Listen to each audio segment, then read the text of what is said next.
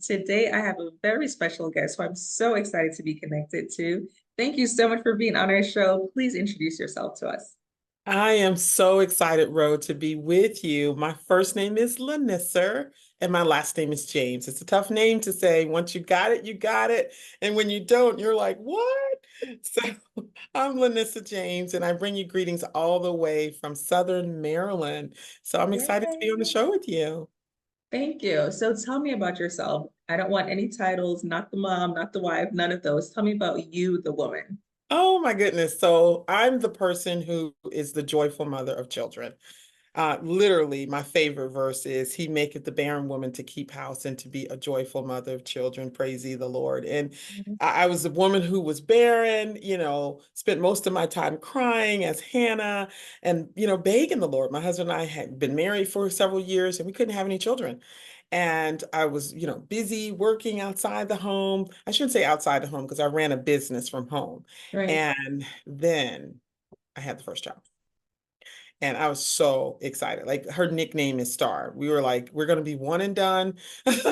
And so I went from really focused on myself to truly thrilled about the Lord had answered my prayer. And Mm. so being the joyful mother is who I am. I wrote a book called Mom's Manual, and it's centered Ooh, around helping moms. Like everybody has gifts. God gives everybody yeah. gifts. And so my gift is loving on babies. Just, every time I turn around, I was pregnant. In fact, I spend more time in my life pregnant than unpregnant. And Let's turn it around. this is probably the longest I've been unpregnant in a really, really long time, like 2 decades. So, Wow. but I take good care of LaNissir. Like self-care is a part of who I am, and Mm. I love that. And so I live this split life, when you see me, I have 7 kids, by the way. Okay. Right. My oldest is 26, my youngest is 8. So I live in both worlds. So when you see me with my youngest daughter, I'm so excited to being a mom at an advanced maternal age. I'm going to give you a pretty name. At the advanced maternal age of having a baby, that people think that's my only child. Oh, is this your first? Um, I say not quite. not, not quite. I love it. Not quite. And Layla says, that's my youngest daughter. She says, my help has help, so I just go from one brother to sister to the other. And my Um, oldest is 26. And so I have young adult children and I have, mhm. second graders. And so Wow. I just, and it's not, sometimes people who have children, their whole identity is tied to being a mother. And we're approaching Mother's Day and it's a big deal and it's a great Yeah. call. But I have so much joy for this call on my life. And people say, oh, I don't know how you do it, all those kids. And I said, they would have to be yours. They would have to be Mm. yours to understand that I'm not overwhelmed. You're probably overwhelmed watching me. So Where all this time I've been saying, where is the manual? There's no manual for moms, and you wrote a whole book. I wrote a manual. And listen, you do the work. I don't do the work. I show you how. And it's Mm. called Mom's Manual. Life doesn't come with a manual, but it comes with a mom. Is that like, I right? You left love the that. hospital, they had no paperwork for you, right? Yeah. I'm like, They're so you're like, just gonna trust me with this baby? Like even my driver's license took longer than the training I got. exactly, exactly. So, Wow. when I'm not with my children and I'm blessed to, be able to move about the cabin many times without my children, you wouldn't even know I had so many children. So when I say, yeah, so you have children? Oh yeah, I have a few. 7. And I'm part of what we call the Heavenly Seven. My grandmother had is one of 7. So my great grandmother had 7. And I have this picture Wow. up in our home of my great grandmother who has my grandmother as a little girl in the picture. And Uh-huh. who knew that I was going to be heavenly 7? I mean, I had some advanced maternal pregnancies. And so I did not see this coming, but the Lord clearly ordered my steps. And Right. just excited to be here today. So, oh my, you are exuding so much joy and just so much grace and poise. And I have to ask you, because you consider yourself the joyful mother, a lot of moms seem to be so stressed out, and we keep telling ourselves babies are blessings, children are blessings, but then they're experiencing the weight of their blessings. Yeah. What is the secret that you have that allows you to maintain this joy 7 kids later? Woo, that's a great question, Ro. Um, Life is fleeing. You know, Mm, the Bible says, teach us to number our days. And about 8 years ago, we lost both of my husband's parents at the same time, and he's the only child. And that I was already excited and joyful and thrilled about the call of motherhood. But that really helped me understand the power of a legacy. It mm, reminded me, right? Just that the Lord, that we're just passing through. The Lord is calling us. This is not our home. And He gives us a short window. It seems like forever, right? It seems like when you have a onesie, right? And it's time to snap that onesie on the bottom and change those diapers. It's like, this is going to be forever, right? yeah. But you get to the other side and you learn that this is not forever, and that Mm, this is that God has called you for such a time as this, and that you need to make the best of where you are. And so yeah. one of the things I always said, I was on the podcast with Jenny Urich, and she was like, "What's your quote? What's your quote?" And I always say, fall in love with the season of your life, Mm, right? You have a season, and and the season is a gift. Ecclesiastics talks about the season, yeah. right? And there's a time for everything. And so one of the things that I do to really keep myself is that I don't compare myself out of seasons, right? Because when you begin, don't you love that mother? She's got a whole bunch of little kids, right? And I remember those days. And I was like, Lord, I'm gonna be sitting here till you come, because nobody wants to watch all these kids. I'm going to be here. There's no place I got to go. By the time I get somebody dressed, they've spilled something on themselves, and it's lunchtime again, and then it's dinner time. That's a season. And so if Mm, you want to find joy, enjoy the season that you're in. I nursed all 7 babies, and that season when you go from finishing nursing one and it's time to nurse another and you're pregnant. It seems like forever. But I think that the wisdom in it is that it's only for such a time as this yeah. that you've been called to do what you're doing and fall in love. So right now, Ro, I have a daughter who graduated in the pandemic. It's rough. It was rough during the pandemic. She graduated college in the pandemic and Mm, didn't get a graduation. Oh my gosh, she's still oh. mad at that. Okay. And that same year, I had another child who was 4 years apart who was graduating high school in the pandemic. Mm, So she was homeschooled, of course. So she got what we did in homeschooling, which was great. Well, here we are, 4 years later. That kid who was finishing high school is graduating college in a couple of weeks. wow. Like, and I have another kid, because I was pregnant all the time, who's graduating high school. So here I am. And the Lord reminded me, He says, I restore you. I restore your soul. And so He Mm, reminded me, He says, here you are 4 years now. And now you're going to get to do something that you couldn't do 4 years ago. Praise me, right? Like, this is so exciting. So yeah. people are like, why are you so excited? I was like, I was excited then, I'm excited now, because life has seasons. And sometimes we're not even conscious of how the days are passing by, right? Until you look Yeah. back at a picture. I'm a Mm, photojournalist. My background is television and journalism. So I have a okay. picture of everything. And you look back and you say, man, I forgot all about that. And so Mm, that's my secret, just be in the season. So right now I'm in the college season. I have my fourth child, who's a son, my first boy, headed to college.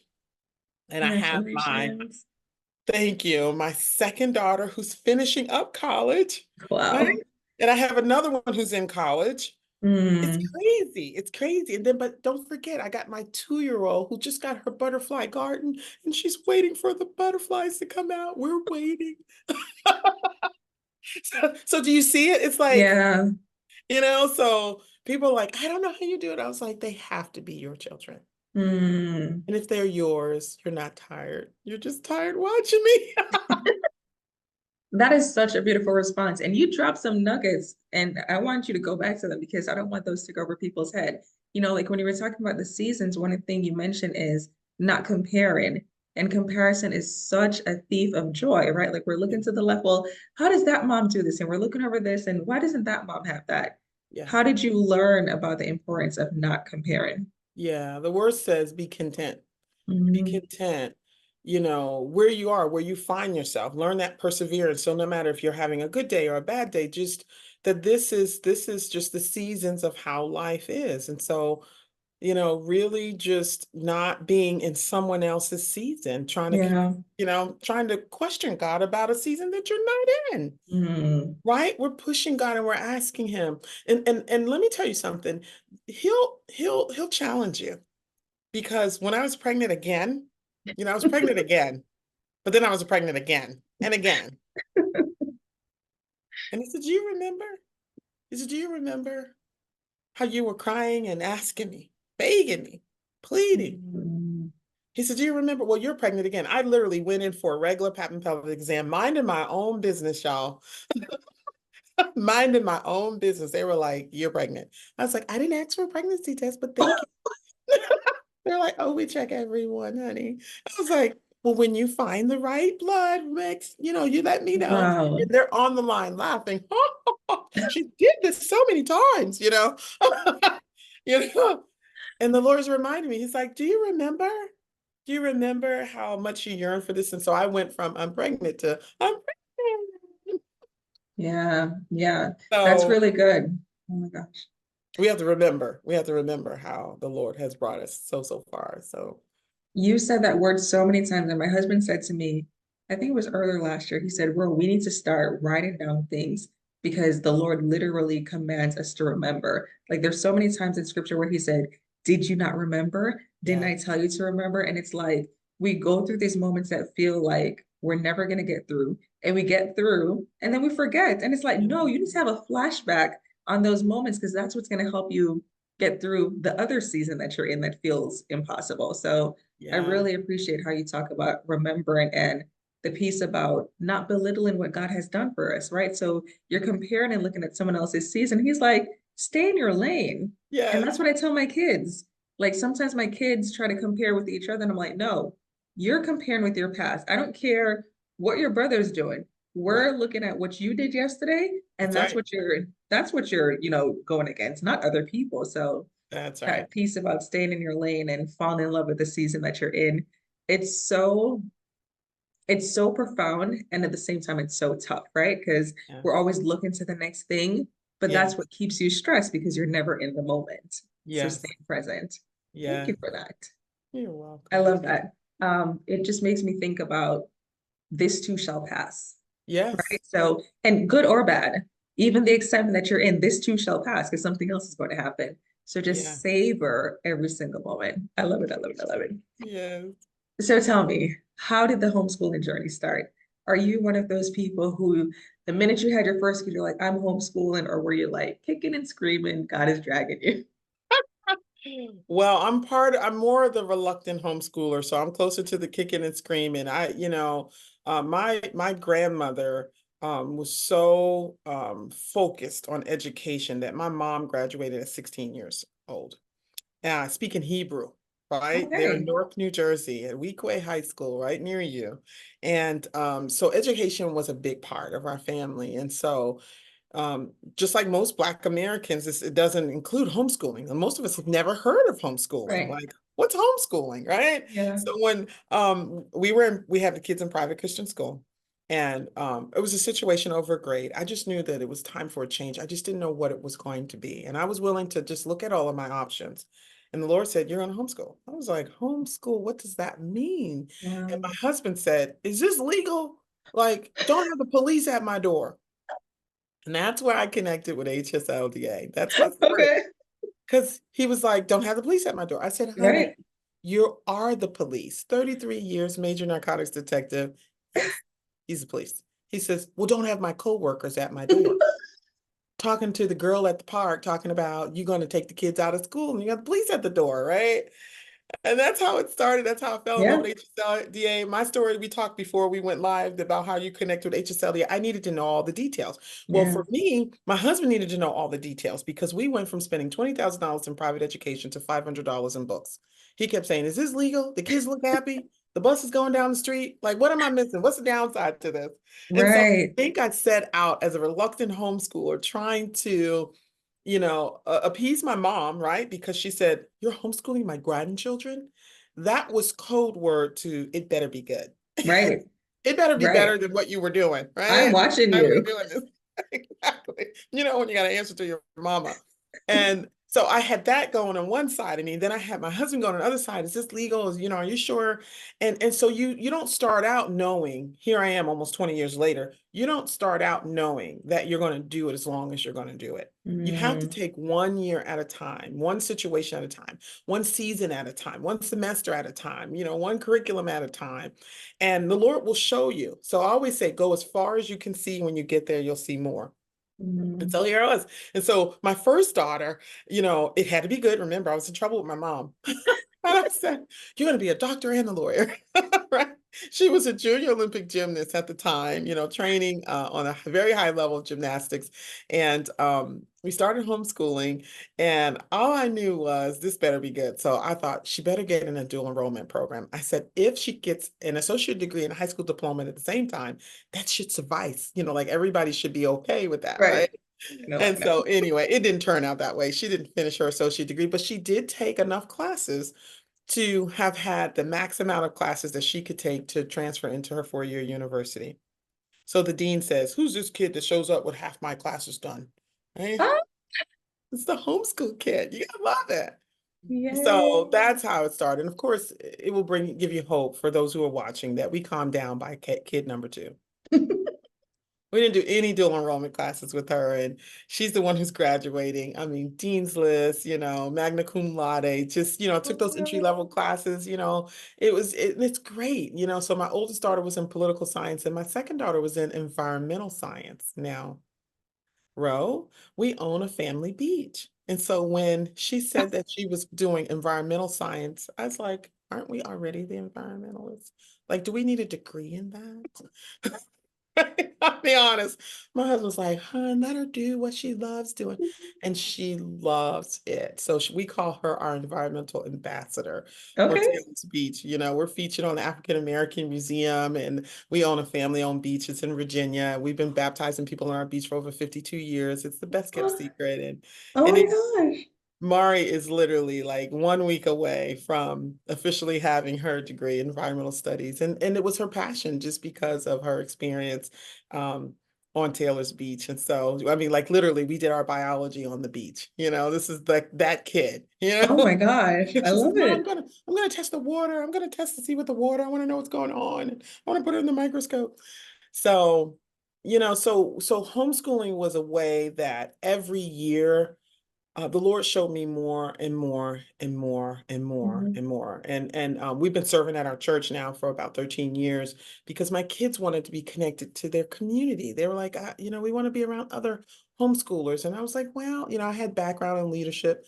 I said, well, we can help a few families and do this together. And here I am, and we love it. But so we're traditional, kind of classical co-op. But then once it's over, we're so eclectic. I mean, like we change topics every other day. It's like, what's going on? What? There's a tornado coming? Let's study it. Just you know. So Yeah.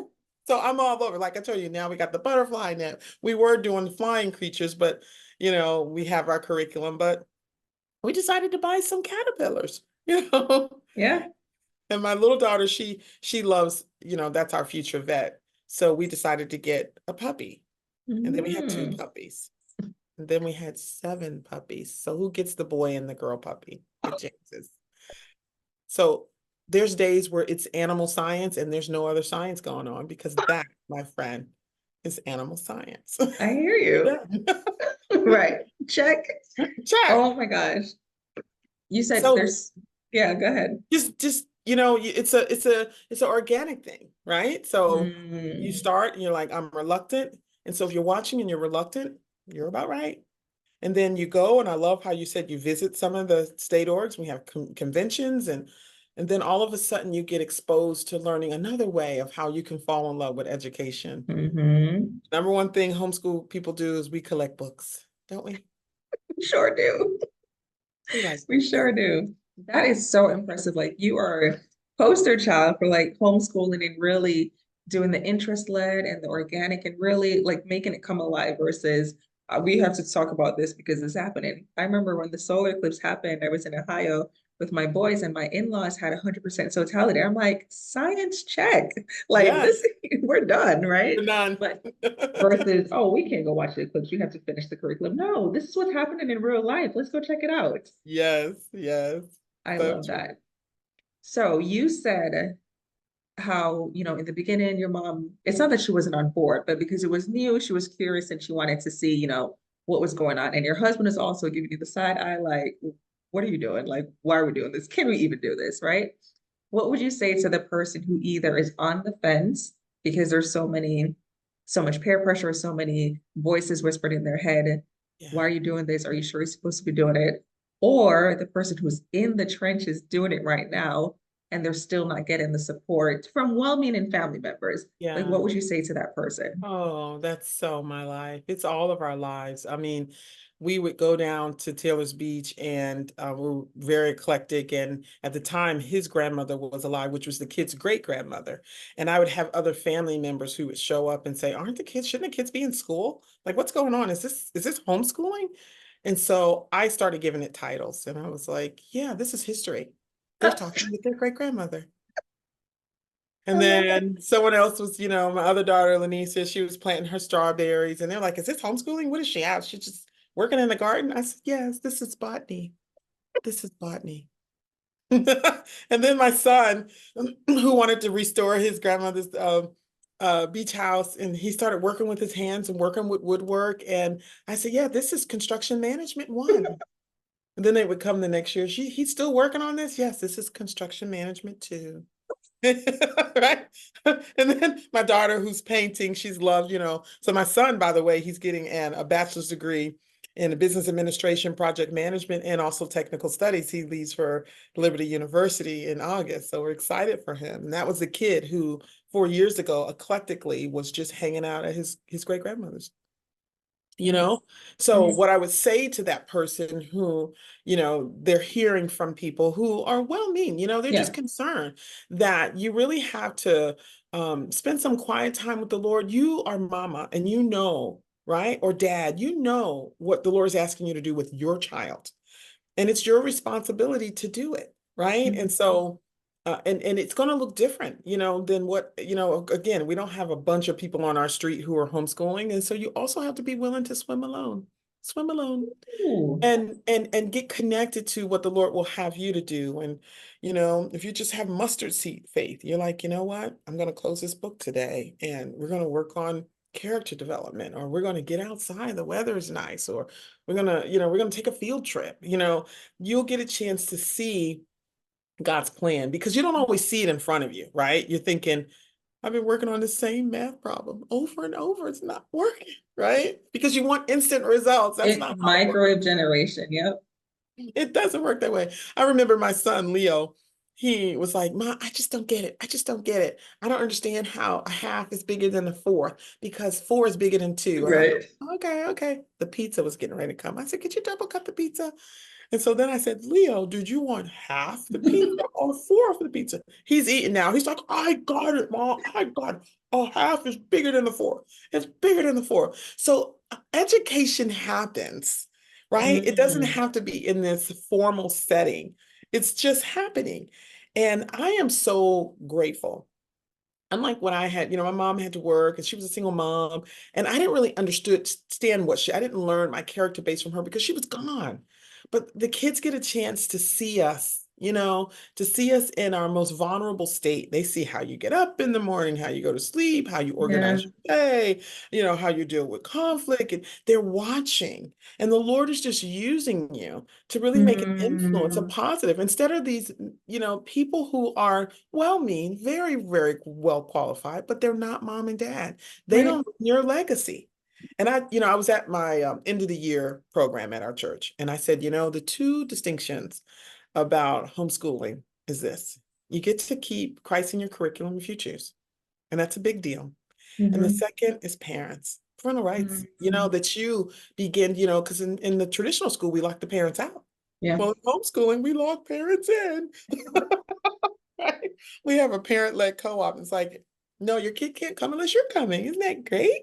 Right, right. So those are this distinction. So I hope I answered your question, but I love home education, and my sweet spot in home education is high school. And I've been serving as the high school specialist with HSLDA for a long time now, about 5 years.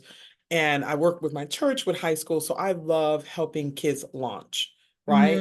I love Mm. to hit that fear base because see, we all think we're smarter than a fifth grader, right? Ooh, but let that high school roll around. People start having second thoughts. They're like, I didn't do so well in biology and chemistry is not my thing, right? Mm. And you start thinking about you can't and you can't. And so I love to kind of open up possibilities of how education can work on the high school level. That's like my sweet spot.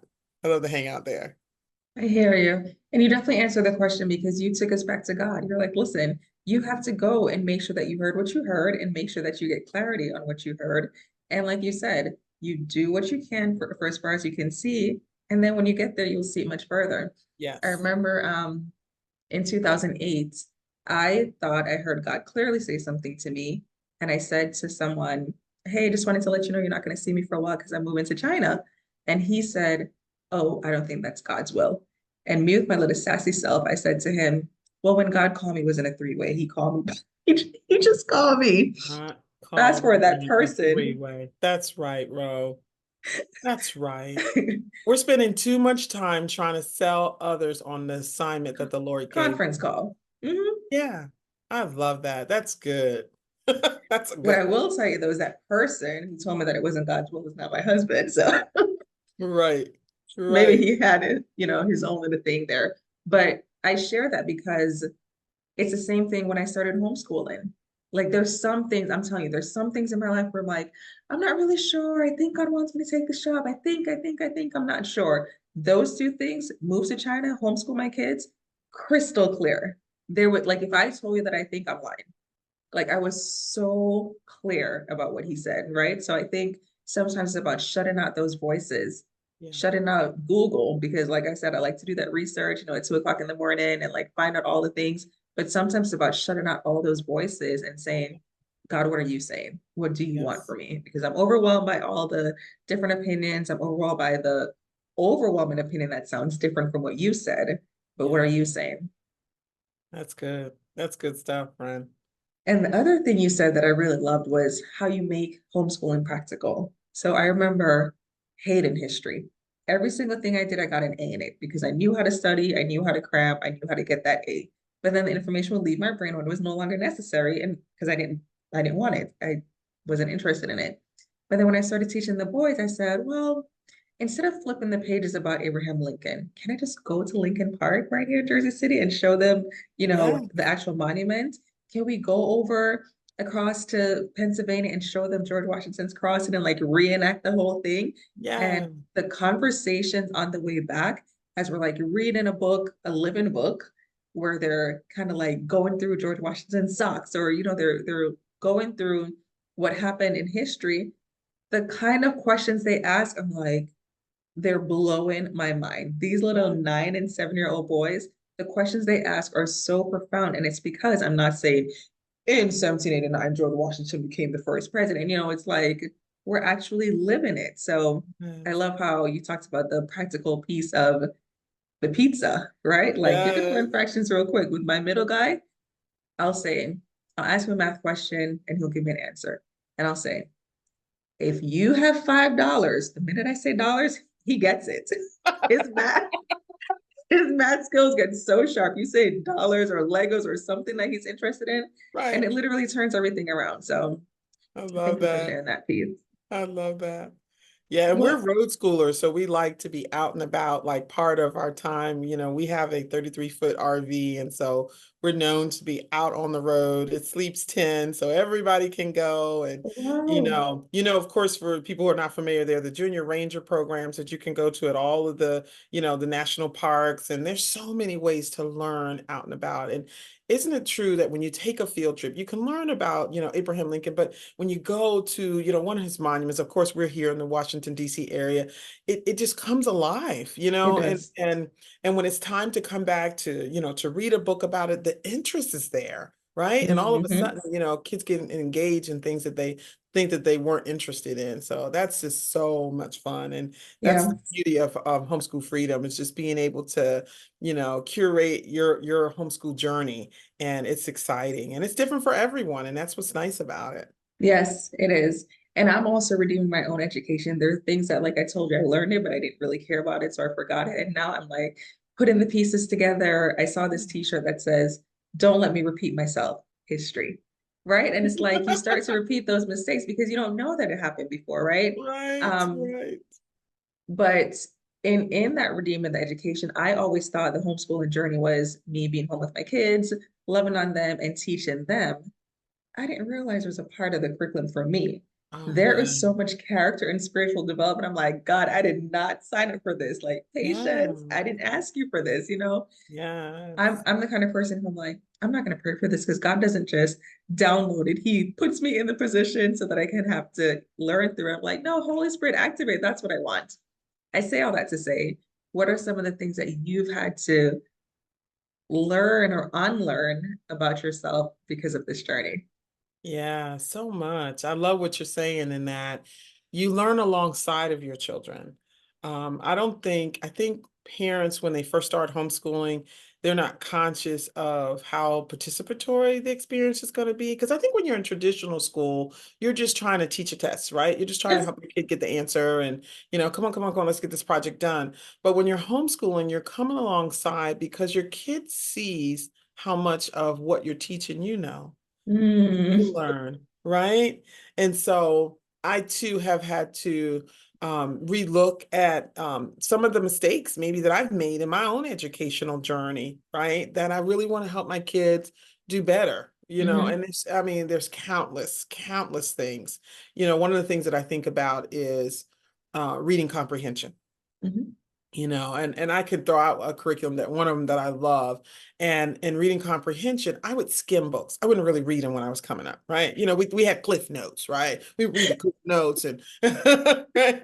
And of course you don't want your kids to do that. You want them to read it. You want them to get every aspect of it. And it's so funny is because now we're using this curriculum that allows us to have a discussion of each of the novels that we're hmm reading.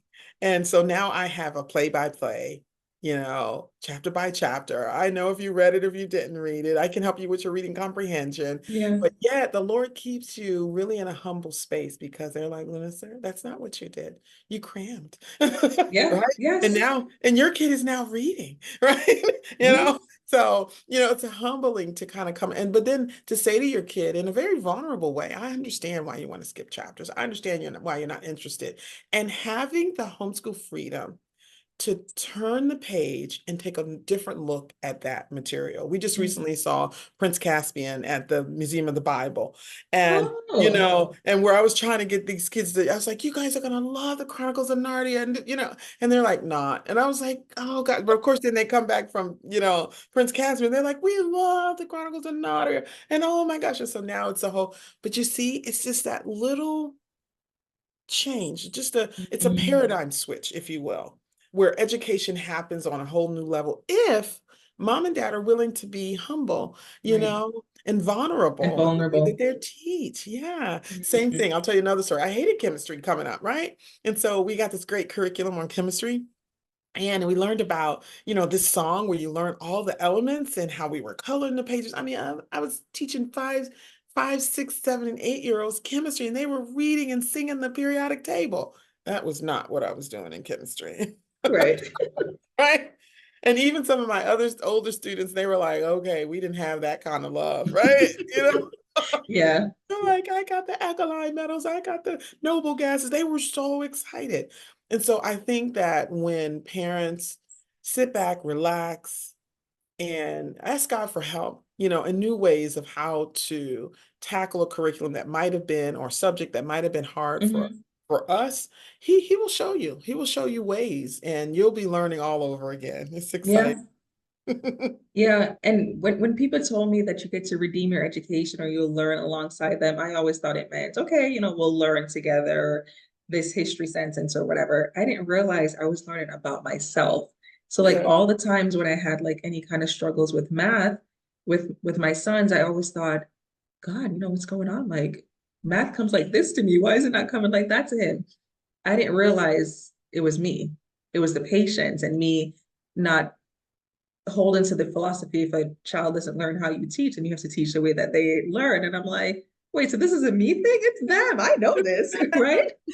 But It's like you said, it's humbling. You have to be vulnerable. You have to be transparent and say, okay, maybe I didn't teach that so well, or maybe I didn't do this, or, maybe I need to freshen up on something versus why aren't you getting it? And that's a pride thing of, I'm a good teacher, so right. why aren't you getting it? It has to be a you thing. So it has been very humbling to see like my flaws and like where God is still working on me. And I'm like, God, you're tricky, tricky. That's not what I Yes. asked for.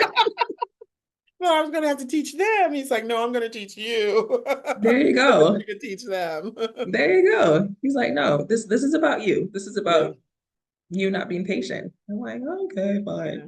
Because in my head, I'd be like, well, how many times do I have to say it? How many times do I have to tell you this? And he's like, well, how many times did I tell you to forgive? 70 times seven. So do it to say it as many times as you need to. There you go. I love Yeah, that.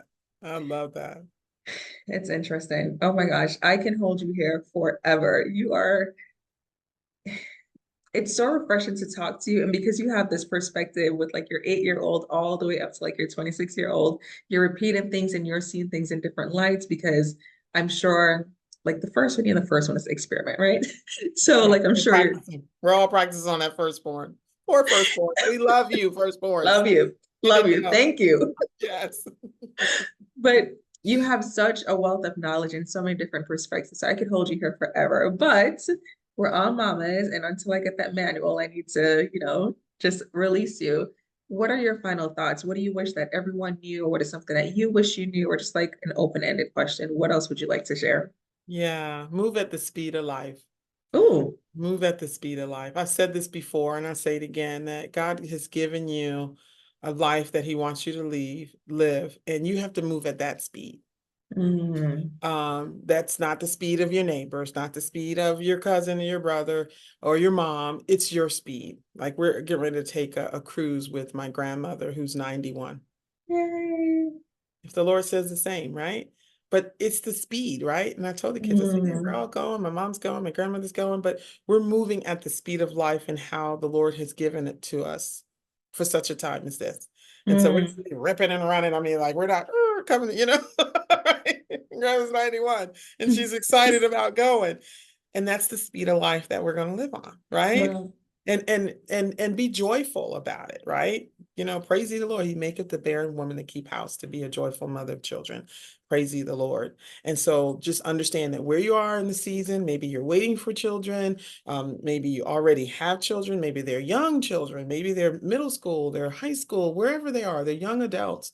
No matter where they are, that's the season that the Lord has you in. And so move at that speed. Fall in love mm, with that speed. Don't worry about the speed that you're not in. Don't waste time daydreaming about when all the kids leave, right? yeah, yeah, yeah. That could get depressing, right? Oh, when I get. So I hide out in the bathroom. I'm gonna tell you this last story. I hide out in the bathroom because that's the only place where people don't come in looking for me. And I figured out, listen to this, Ro. Here's a tip for you. I know you got your young kids at home. If you leave the light off, you'll get at least an extra 15 minutes because it'll take them a while to find you. They'll walk around. Have you seen mommy? Have you seen mommy? They'll walk right by daddy. Have you seen mommy? Have you seen mommy? Like they could ask the question to daddy. No, no, no. Right. They're looking for mommy.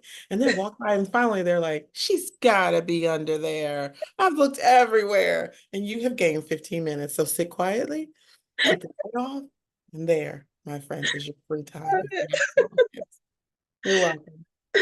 Thank you so much. That is so funny. You know, the last thing I'll say is that you shared so much, and I don't know if you saw me looking down, but I was taking like so many notes because you said so many good things that I need to apply. But one thing you kept doing is pointing us back to Christ. And it's interesting that so many Christians homeschool because they want to have Christ in the curriculum. And for some, that translates to, okay, we're going to do devotion. Now we're going to do everything else. For some, that literally means we're going to put God in the center of everything. But when you kept pointing me back to Christ, what I was realizing is there's sometimes that we're trying to do things in our own strength.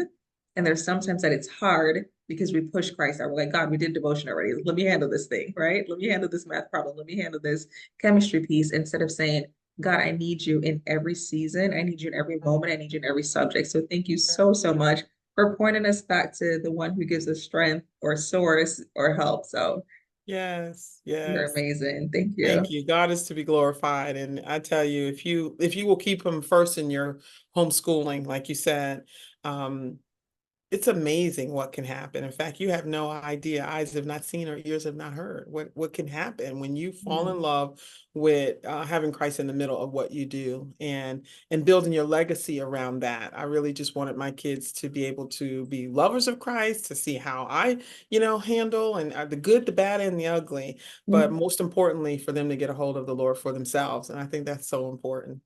Amen. Thank you. You're It's so, welcome. I can't wait to see you again. Thank you for having me on your show and your podcast. This is great. it has been my ultimate pleasure. Thank you so much. Thank you, and bye for now.